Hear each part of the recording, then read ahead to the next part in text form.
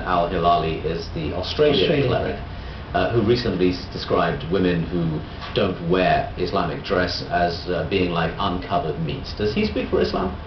Well, looking back to the verses in the Quran, that part of the verse, yes.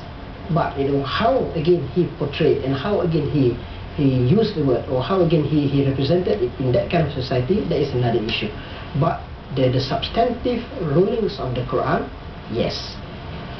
Farish, I know that as far as you're concerned, the silencing of the moderate voices is a key element of this debate, but it's hard to avoid focusing on the louder voices when there are elements within the debate, such as we have just discussed, which are so offensive to non-Muslims that they tend to occupy the majority of the debate. How does one get past those contradictions?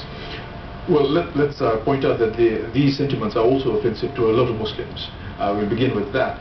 How do we bypass these voices or prevent them from becoming too dominant? Well, here is where I'd like to see the democratic commitment or the democratic promises of the Islamist movement being actually put into practice.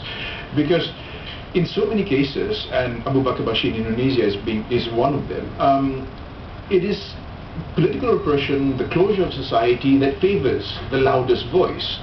Indonesia, of course, has suffered a terrible economic tragedy and now is coming to terms with a new democracy that it's never had for 30 years. And I think in the process of adjustment, voices like Abu Bakr Bashir's stand out because it is consistent. Moderate voices in many Muslim countries today are simply drowned out, partly for the reasons I mentioned earlier, the dependency on the state, but also partly because they're being silenced by the shriller voices that are calling for blood and for silencing, the so-called Western agents or compradors of the West.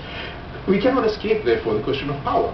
And the politics of speech is very much, involves the question of power, the modes of silencing and denying the right to speak of others. And I think these are issues that have to be addressed by all of us, sooner or later. And that is a very good place to end the show. We've run out of time.